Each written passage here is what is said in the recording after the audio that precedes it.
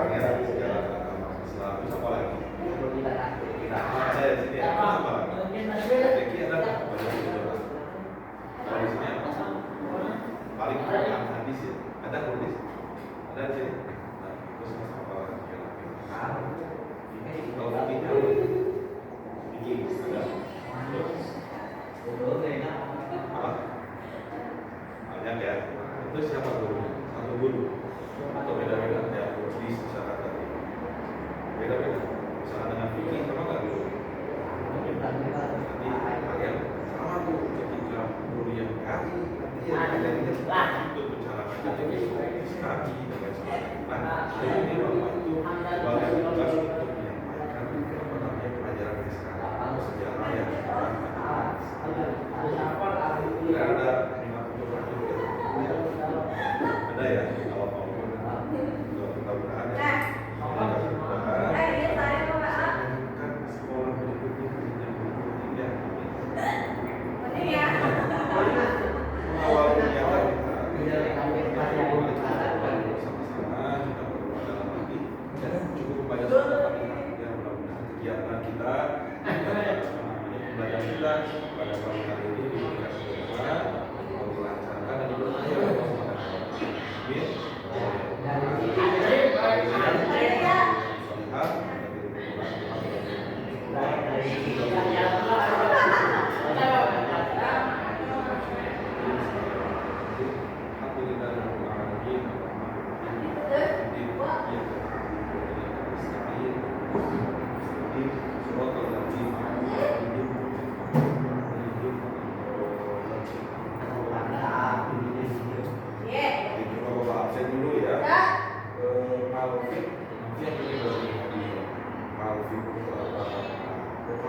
Subhanahu Azalea Zandira Wahyudi dan Ayu Ulanjali. Terus ada satu lagi Muhammad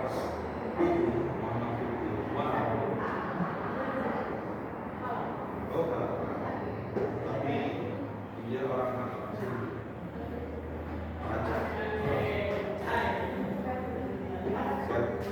Baik, kalau tidak teman-teman tahu nggak hari ini kita pengen bahas apa? Tahu ya, bertanya bapak. Salam Alex, Sulaiman, bin Alam. Baik teman-teman, hari ini kita akan membahas Salam Alex, Sulaiman, bin Alam. Islam masuk ke Indonesia. Salam Sulaiman. Kita akan membahas bagaimana masuknya Islam ke Indonesia. Kalian kebayang nggak?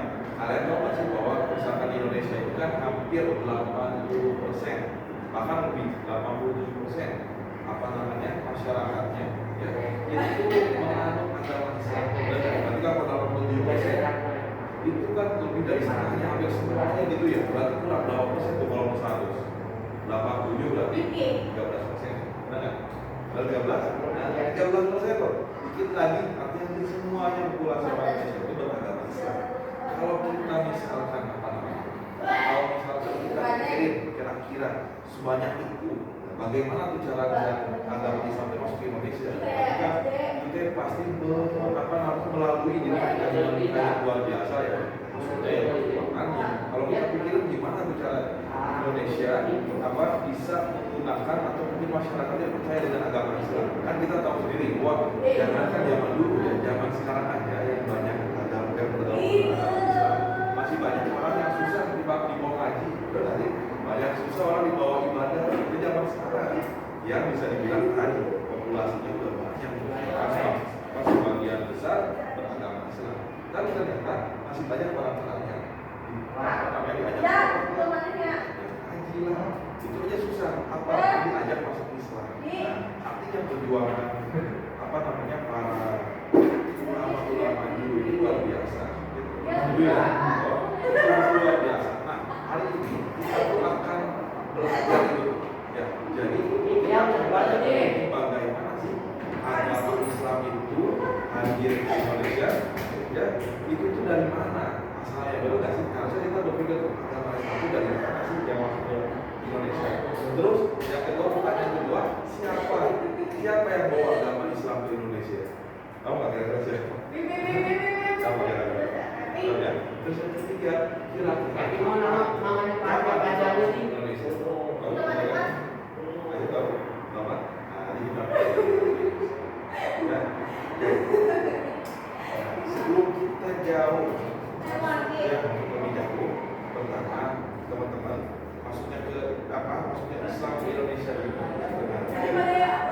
Sudah jauh, sudah 13 Masehi.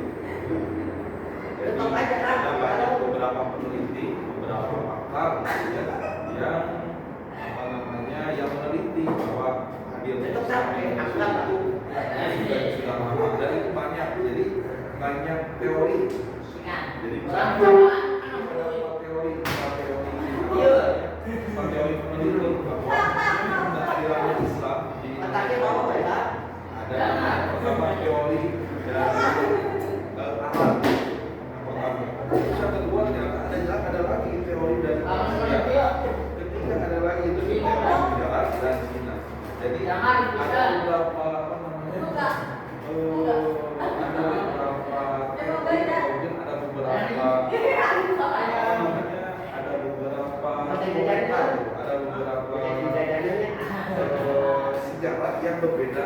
Jadi bahwa Islam di Indonesia ini ada empat teori yang harus kita ketahui. Jadi Islam itu sebenarnya ada Islam di Indonesia itu dari mana sih? Apa dari Arab? Apa dari Persia? Apa dari Gujarat? Gujarat itu dari India, ya? Atau dari Cina? Percaya nggak kalau dari Cina Islam? Nah, nanti kita bahas ya. Ini teori Persia, ya. Apa tadi kenapa kok peneliti bilang Islam itu datangnya dari Persia? Karena tadi melihat makamnya Sunan Gresik, sedangkan Sunan Gresik itu meninggal di tahun 10 Masehi. Jadi dan apa ngomong Persia datang ke Indonesia terus apa menyebarkan agama Islam di tahun 11 Masehi. Intinya seperti itu. Terus ada teori yang ketiga nih, ya, namanya ini teori Gujarat.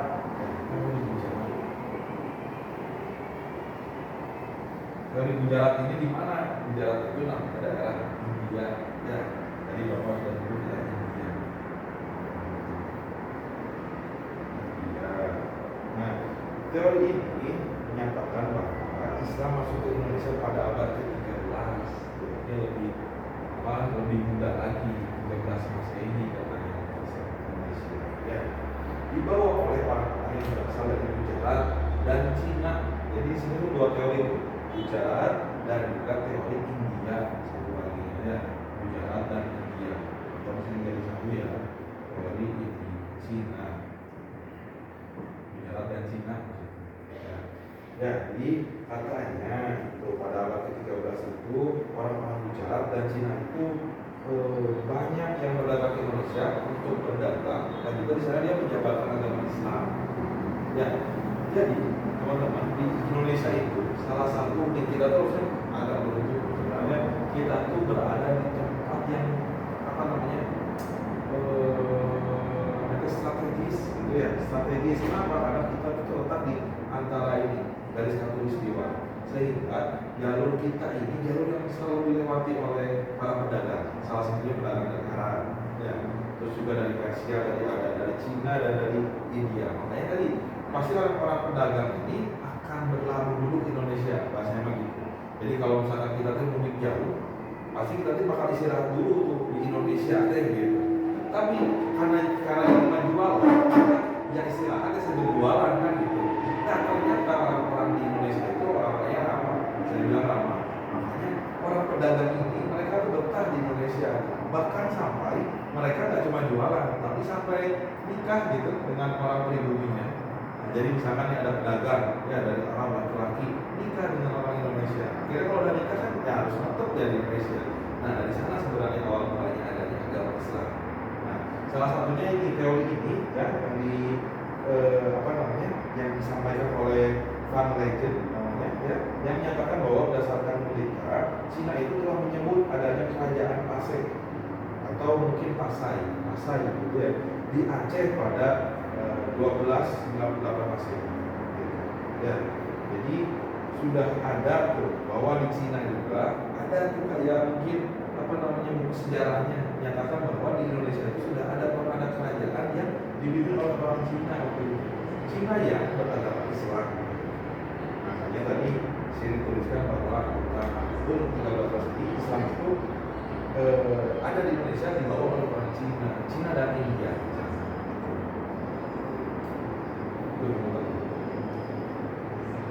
Nah, terus juga ada catatan perjalanan Marco Polo. Marco Polo ini adalah seorang pengeliling dunia gitu ya, dia yang menulis bahwa dia melihat adanya kerajaan Islam Perlat itu atau Pelat ya di Aceh pada tahun 1292 Masehi. Dia menjelaskan bahwa kerajaan Pelat ini banyak penduduk Muslim dan pedagang Islam yang berasal dari negara India. Nah, gitu teman-teman. Jadi sebenarnya tiga teori ini ya jadi pertentangan tapi jadi apa ya membingungkan untuk kita sebenarnya ya. Yang pertama ada teori Arab mengatakan bahwa orang Arab itu yang pertama menyebar di Indonesia lewat mereka pedagang-pedagang.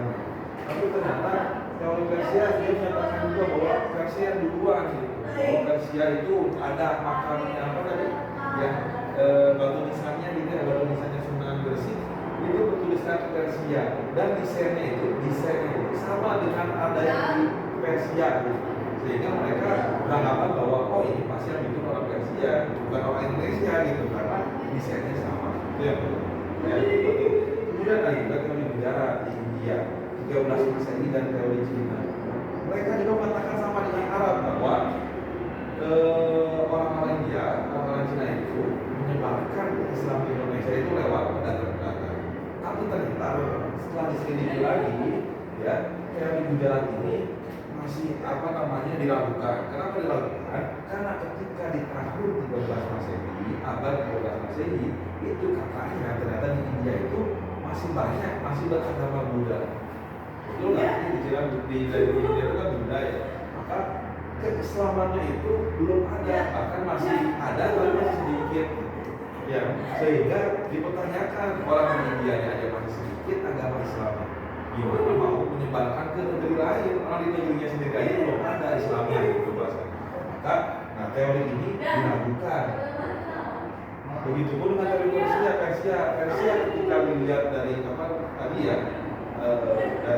desain batu nisannya sebenarnya sih. Nah itu tahunnya masih kalah jauh dengan teori Arab yang datang lebih awal di 7 Masehi. Ya, jadi bisa kita simpulkan bahwa teori yang kuat itu ya, yaitu teori Arab. Jadi penyebaran agama Islam di Indonesia ini oleh orang-orang Arab, dari Mekah. Gimana caranya? Ya tadi lewat berjualan pedagang. Jadi kita itu sekarang pakai katulistiwa yang mana pasti dilalui sama para pedagang. Jadi bahasanya kalau orang jualan ya sekalian mereka pikirkan hidupnya. Misalkan teman-teman jualan nih dari sini, terus kalian tuh melewati 4 Peru misalkan jualan apa ya? Jualan sayur misalkan. Otomatis kan pasti kita lewati semuanya ya. Terus sambil iseng gitu ya, sambil iseng jalan-jalan. Jadi kan sama tuh kan kita juga gitu ya. Misalkan satu Peru kedua di 3, 4 semuanya pasti dilalui. Maka sama orang juga dulu gitu ketika berjualan.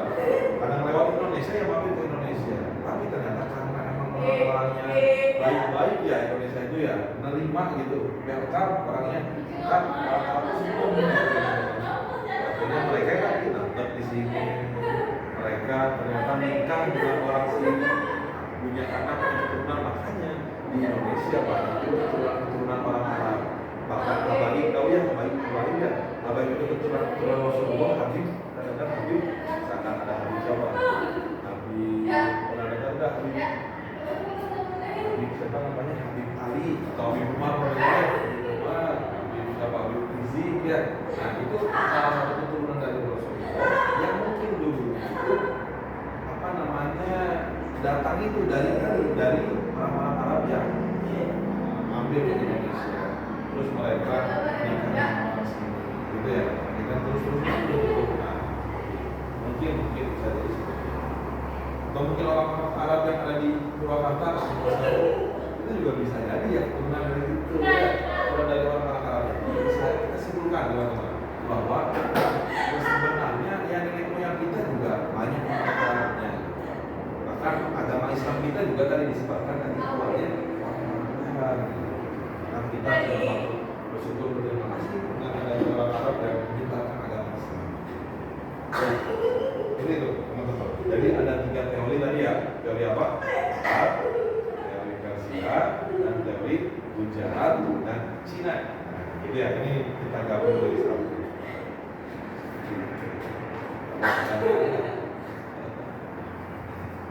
Jangan ngantuk ya. Oke, biasanya pulang jam berapa? Jam 2.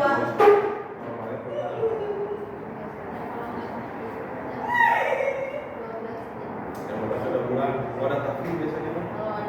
Ngantuk. Beres takbir. Siapa yang pulang takbir? Apa? Aidin.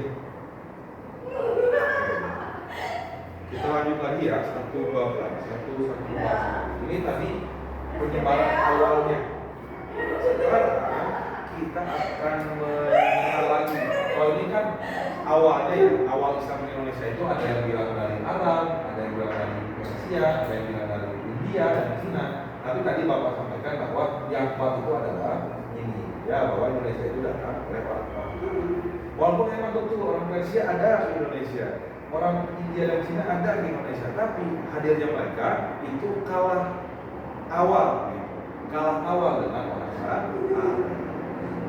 Ya, kemudian teman-teman, sekarang yang akan kita bahas adalah bagaimana tuh penyebaran Islam di Nusantara.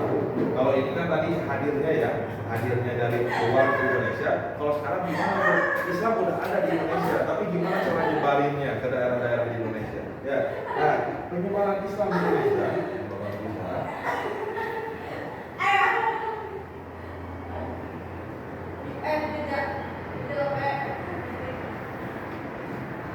Nah, penyebaran Islam di Indonesia, teman-teman, yang pertama nih ya, ada namanya Islam itu awalnya berkembang di pesisir pantai sebagai daerah yang terbuka. Setelah itu menyebar dan berkembang hingga pedalaman. Jadi dulu Islam itu ada di pesisir pantai penyebarannya. Kenapa coba di pesisir pantai? Saya bisa jawab nggak? Kenapa kok di sini disampaikan bahwa Islam itu awal mulanya ya banyaknya berkembang di pesisir pantai? Saya jawab apa? Aja lihat. Karena pedagang-pedagangnya itu mereka itu datang lewat jalur laut kan gitu ya. Jalur laut artinya kalau jalur laut ya pastinya mereka kan berlabuhnya ya di pantai, berarti di pantai, bahkan mungkin jualannya juga mungkin masih daerah-daerah pesisiran pantai. Nah, artinya mereka kenal lebih dulunya dengan orang-orang yang ada di pesisir pantai. Maka penyebaran agama Islamnya pun ya pasti di pesisir pantai itu ya daerah-daerah pantai dulu. Baru setelah itu dikenal, diterima, baru masuk ke pedalaman-pedalaman seperti itu ya. Nah, yang pertama teman-teman masuknya Islam di Indonesia adalah masuknya Islam di Sumatera. Kenapa di Sumatera? Karena sekali Sumatera itu letaknya tadi strategis ya, tempatnya itu dekat dengan laut pertama dan dekat dengan negara-negara apa namanya yang tadi yang disampaikan yang mereka berjualan gitu ya, para pedagang-pedagang dari Arab, dari Cina gitu ya, dari India. Yang pertama masuknya Islam di Sumatera.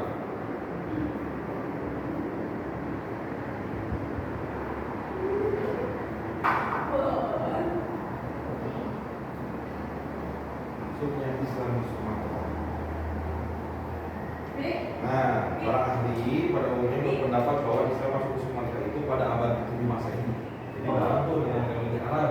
Jadi Arab itu mungkin masuk langsung di Sumatera. Ya, pendapat ini didasarkan pada perkembangan perdagangan dan pelayaran di daerah pelabuhan dan pantai-pantai Sumatera.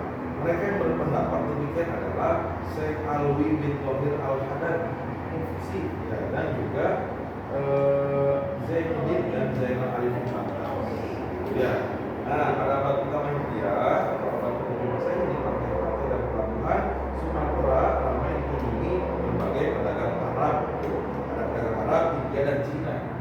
Ya, jadi ketika di Sumatera ini ternyata disampaikan bahwa banyak pedagang-pedagang dari Arab, dari ya, dari Cina yang berdatangan untuk berjualan di daerah Sumatera. Kenapa?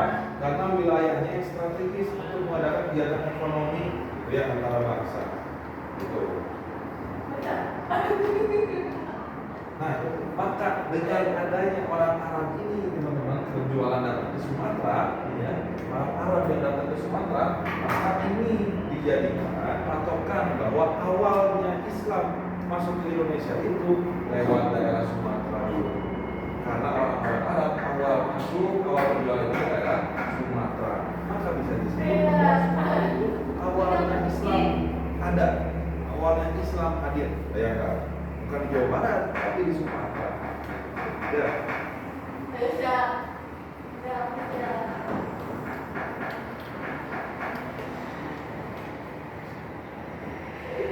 Nah, mereka ini pedagang-pedagang dari Arab ini ternyata orang-orang yang rajin, yang ulet, bahkan mereka tuh sampai tadi punya keluarga di sini, sampai bikin kampung, namanya kampung Arab lah gitu istilahnya. Jadi di Sumatera itu sampai mereka tuh dia biasa kalau orang-orang apa namanya orang-orang yang perantau, biasanya kan suka gabung lagi ya dengan perantauannya. Misalkan kita orang Sunda, ini orang Sunda semua bukan? Pada orang Jawa, ajarnya apa? Aslinya orang Jawa. Sunda asli. Orang Jawa. Hah? Orang mana? Orang Sunda atau sini? Masih dari mana? Hah? Bekasi. Oh, orang Bekasi berarti orang Betawi. Oh ini kenapa? Orang sini asli.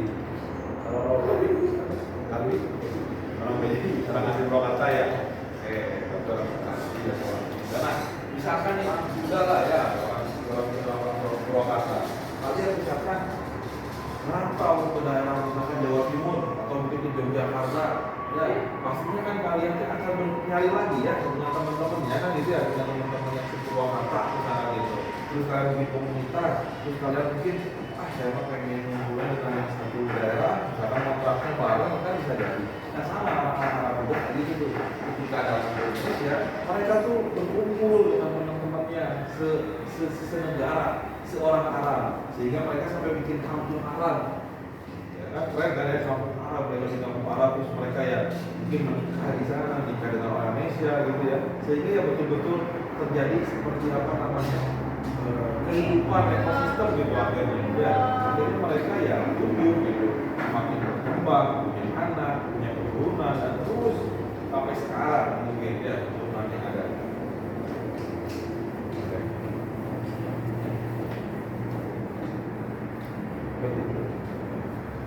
Nah, itu maksudnya itu Sumatera ya.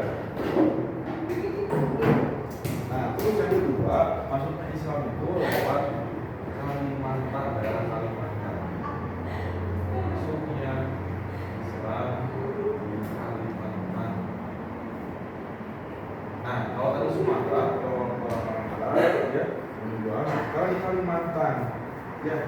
Islam itu masuk ke Kalimantan bermula ketika kerajaan Dahak atau Dipah dikuasai oleh kerajaan Majapahit. Ya. Raja Dipah bernama Maharaja Sukarama meninggal dunia. Tetapi untuk menggantikan kedudukan raja tersebut, peristiwa perebutan kekuasaan antara pangeran, ya, Tumenggung dan Raden Samudra pada waktu itu, Raden Samudra itu meminta bantuan kepada Sultan Demak. Hal ini terjadi pada tahun 1560 Masehi. Ya, Sultan Demak bersedia membantu dengan syarat yang berhasil raja dan rakyatnya bersedia masuk Islam. Nah, Sultan Demak itu sultan yang apa namanya ulama ya, ulama besar yang mana dia itu sudah apa namanya sudah mensiarkan agama Islam Sultan itu. Salah satu dari wali songo. Nah, ketika kerajaan dari Kalimantan, ya, kerajaan dari Kalimantan, ya, yang namanya kerajaan Dapar atau Dipah, ya. Nah ini rajanya itu bernama Maharaja Sukarama meninggal rajanya. Otomatis kalau raja yang meninggal pasti panas. Ya panasnya apa? Harus cari penggantinya segera. Sedangkan kalau kita cari penggantinya nggak bisa orang sembarangan, kan gitu. Misalkan kita punya Presiden Jokowi, Jokowinya misalkan lengser, kan nggak mungkin kita nyari penggantinya asal-asalan. Misalkan Arbi, udah jadi presiden aja lah, kan nggak mungkin. Pasti harus yang sesuai, banyak suara yang setuju dengan banyak orang. Nah, sama tuh ketika ada di kerajaan Daha ini, ya, ketika rajanya meninggal, itu panas. Kenapa? Karena semuanya bersaing untuk bisa jadi pengganti raja.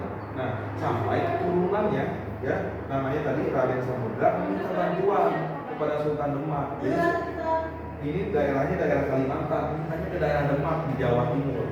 Kalimantan berarti kan beda pulau ya, tapi dia minta bantuan ke Sultan Demak Jawa Timur untuk dibantu menyerang nih Raden Pangeran Tumenggu yang pengen nyerang dia dari kerajaan dari Kalimantan. Tapi kata Sultan Demak ini nggak kuat secara pasukannya gitu ya, secara apalagi pokoknya berperangnya udah jauh lah gitu. Dia bersedia tuh bantu kerajaan Kalimantan ini untuk membantu si pemberontak lah. Tapi dengan catatan kalau misalkan menang, maka saya mau semuanya semua rakyatnya masuk Islam. Nah, dan ternyata terjadilah peperangan itu dan dimenangkan oleh kerajaan Kalimantan, yang artinya berarti mereka harus menepati janji bahwa harus semuanya masuk Islam. Nah, maka masuknya Islam di Kalimantan itu tadi berawal dari peperangan antara kerajaan, kerajaan Daha dengan Raden Samudra, ya, antara Pangeran Tumenggu dan Raden Samudra, ya, itu teman-teman. Jadi intinya sama-sama pangeran, ibunya sama-sama pangeran, berarti anaknya sendiri anaknya raja, mereka tuh berantem nih. Misalkan gini ya, ini bapaknya, ya, ini bapaknya namanya tadi Raja Majapahit gitu ya, Maharaja Soekarno namanya. Bapaknya ini punya anak pangeran, ya, ini anaknya. Anak ini meninggal bapaknya, teman-teman. Maka pastinya kan antara kedua anak ini kan harus menggantikan posisi bapaknya. Nah, mereka ini tengkar, teman-teman. Nah, salah satunya ini ada namanya Pangeran Tumenggu, ya, Tumenggu. Yang ini namanya Maharaja, ini namanya Raden Samudra. Ini tengkar. Raden Samudra minta bantuan sama Sultan Demak. Tapi mau Sultan Demak bantu asalkan tadi catatannya kalau menang saya mau rakyat semua rakyatnya masuk ke agama Islam dan diterimalah oleh Sultan Samudra. Akhirnya peperangan antara ini kerajaan Tumenggu dan juga Samudra dimenangkan oleh Pangeran Samudra. Artinya Samudra naik tuh gantikan bapaknya, tapi dengan catatan masyarakatnya masuk Islam. Nah, ini masuknya Islam di Kalimantan. Kalau di Sumatera tadi apa? Yang bikin Islam masuk di Sumatera?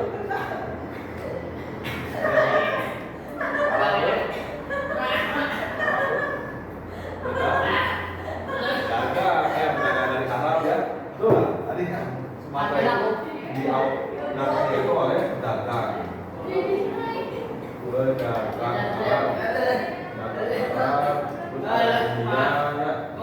India dan Cina. Tapi kalau Kalimantan itu Islamnya datang karena peperangan. Ya, oke, teman-teman. Oke, kita lagi nih ada namanya sejarahnya masuknya Islam di Sulawesi.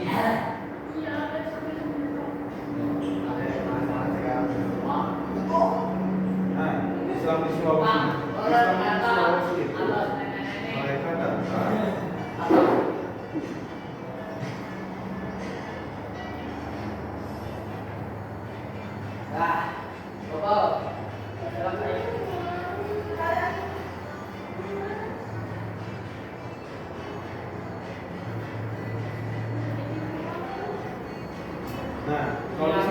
Sulawesi itu Islam itu masuk ada kerajaan sama nih prinsipnya dengan Kalimantan. Jadi ada kerajaan yang namanya Goa dan Talo. Ya, disingkat digabung itu kerajaan jadi Goa Talo. Di mana kerajaan itu raja pertama yang masuk Islam adalah Karain Tonigalo namanya. Pada tahun 22 September 1605 Masehi. Setelah masuk Islam dia mengganti itu namanya jadi Sultan Alauddin. Jadi penyembahnya itu langsung oleh kerajaan kalau di daerah Sulawesi. Terus ada juga di daerah Maluku, ya, daerah Maluku, daerah Papua, Bali, kemudian juga Lombok, ada kemudian di Jawa. Nah ini yang penting di daerah Jawa. Daerah Jawa itu teman-teman, ya, awal masuknya Islam di kita itu jauh tuh sebelum abad ke-13 Masehi. Berarti kalau ini tadi 7 Masehi, ya, masuknya Islam di Jawa itu kita ya, daerah Jawa ya, Pulau Jawa. Masuknya Islam Pulau Jawa itu di tahun 13 Masehi sampai 13 Masehi jauh. Nah, ini itu penyebaran Islam di Pulau Jawa ini adalah para wali songo. Wali songo ya, apa enggak? Wali songo apa ini? Tapi tahu nggak wali songo? Apa? Sunan siapa? Sunan apa? Sunan Gesi.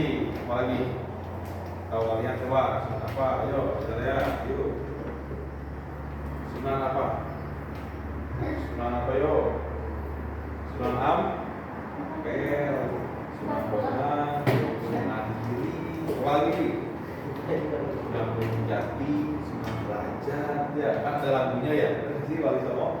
Ada kan selawat yang ini kita Wali Songo, Sunan Kudus, Sunan Mulia. Nah itu salah satu adalah berkat jasa-jasa mereka Islam itu berkembang di Pulau Jawa. Ya, berkembang Islam di Jawa itu mengalahkan perkembangan Islam di pulau-pulau lain. Jadi Islam itu termasuk bukan yang pertama masuk Islam di Indonesia. Ketika masuk di Jawa kan udah masuk ke Arab, masuk ke Sumatera, Kalimantan, Sulawesi, terus masuk ke Pulau Jawa. Tapi masuknya ke Pulau Jawa ini, ya berkat tadi Wali Songo, ya Wali Songo itu berarti wali 9 ya, Songo itu bahasa Jawa atau Songo, ya 9 wali, ya Wali Songo. Berkat ini, berkat mereka, ya wasilahnya Islam di Jawa itu bisa tersebar dan perkembangannya itu melebihi dari Kalimantan, Sulawesi, ya, Sumatera dan Kalimantan. Perkembangannya betul-betul besar yang ada di Jawa itu. Ya, maka ya sudah itu kita bersyukur dan berterima kasih atas jasa-jasa para wali songo. Seperti itu, ya. Nah, seperti itu teman-teman. Ya kira-kira inilah apa namanya sejarah tentang penyebaran Islam ke Indonesia. Intinya adanya Islam ke Indonesia itu ya diawali oleh pedagang yang datang ke Indonesia. Mereka niatnya berjualan tapi ternyata malah apa namanya malah meluas lagi. Ternyata malah tinggal di sini, terus punya keluarga di sini, bikin kampung di sini, akhirnya menyebarkan agama Islam. Setelah itu baru masuk ke daerah-daerah Indonesia, itu lewat Sumatera diawali dengan pesisir pantai itu, pesisir pantainya. Kemudian masuk ke daerah Kalimantan yang tadi peperangan antara pangeran, kemudian juga masuk ke daerah Sulawesi, kemudian masuk ke daerah Jawa yang ada wali songo. Seperti itu. Karena penyangga untuk materi kita pada pagi siang hari ini. Cukup ya, dulu ya, paham ya. Jadi selama masuk ke Indonesia itu, ke negara Indonesia itu oleh siapa? Bangsa apa tadi? Bangsa Arab. Oleh siapa? Oleh para pedagang. Kemudian kalau kita lihat tuh Indonesia Islam itu masuk ke Indonesia berapa abad Masehi? Lihat tuh 7 Masehi, 7 Masehi. Ya. Kemudian disusul tuh orang Persia, orang India, tapi tetap yang awal ini. Tapi ketika ini betul mereka menyebarkan agama Islam di Indonesia, tapi mereka kalah duluan dengan Arab. Iya, Islam itu orang Indonesia itu dapat apa namanya keislamannya, sanadnya atau mungkin sanad itu apa namanya runtunannya gitu ya, itu dari orang Arab. Makanya kita ada banyak orang Arab di Indonesia, banyak juga mungkin adat-adat Arab yang kita terapkan di kehidupan kita, jadikan kayak kita tuh ya dari orang Arab. Seperti itu teman-teman. Itu ya.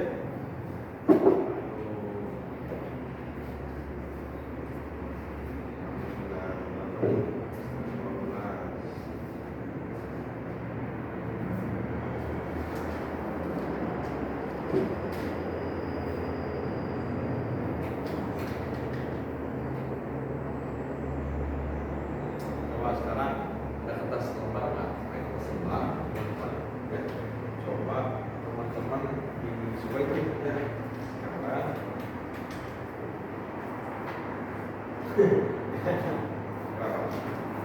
bukan kanan ya ini kalau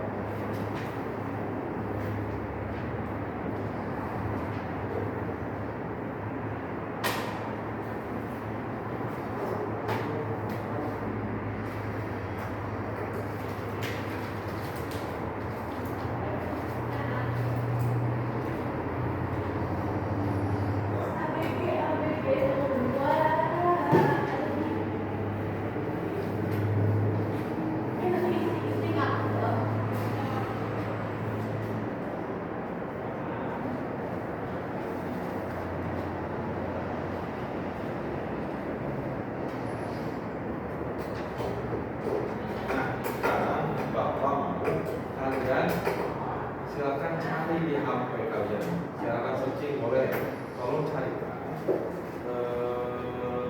masuknya Islam ini kan baru di Kalimantan, Sulawesi, Pulau Jawa. Tolong carikan dua aja daerah lagi, ya, yaitu daerah Bali dan daerah Papua. Jadi tolong carikan bagaimana masuknya Islam di daerah Bali dan Papua. Jadi yang pertama masuknya Islam di daerah di Bali, masuknya Islam di Bali. Terus soal yang kedua masuknya Islam di Papua. Tolong dituliskan.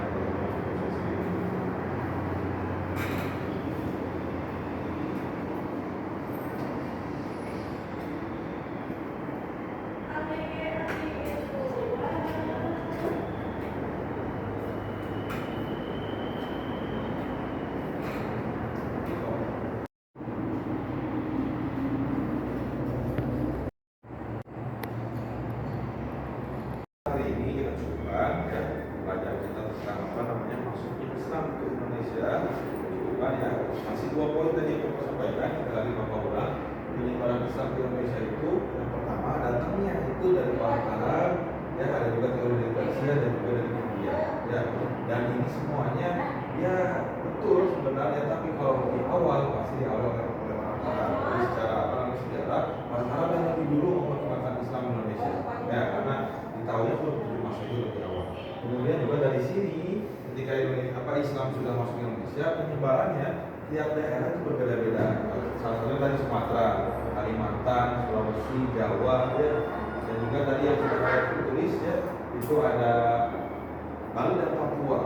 Itu salah satu itu adalah sejarah masuk Islam ke pelosok-pelosok daerah kita sampai sekarang yang kita rasakan sudah masuk Islam. Ya. Nah mudah-mudahan pembelajaran kita hari ini menjadikan pencerahan untuk kita ya untuk mengenal lebih tentang apa itu agama Islam. Jadi bahwa Islam itu datang ya enggak jol-jol datang gitu kan. Jadi enggak jol-jol tapi lewat proses-proses yang tadi pastinya mungkin berat gitu ya untuk para pejuang, para ulama kita dulu. Nah alhamdulillah sekarang kita sudah bisa nikmati, berarti kita harus menjaga tuh agama kita. Dengan cara apa? Ya melaksanakan aturan-aturan Allah, ibadahnya dikuatkan, ya sholatnya 5 waktu dan ketinggalan, puasanya gitu ya, zakatnya dijalankan. Itu ya. Jadi mudah-mudahan apa yang kita pelajari hari ini bermanfaat. Mudah-mudahan kalian semua doakan jadi anak-anak yang sukses, anak yang solehah, soleh-solehah semuanya, jadi anak-anak yang bermanfaat untuk banyak orang, bahagia untuk orang tuanya. Ya, mudah-mudahan juga Allah kabul semua kerja kalian ya. Kalian misalkan pengen jadi dokter, jadi guru, pengen jadi apapun, mudah-mudahan Allah kabul semua cita-cita kalian ya. Dan mudah-mudahan juga yang pengen kuliah dan juga Allah kasih kesempatan untuk lanjut ke tingkat berikutnya. Amin. Ya Allah ya Rabbal alamin. Jadi Bapak, kurang lebih mohon maaf. Assalamualaikum warahmatullahi wabarakatuh.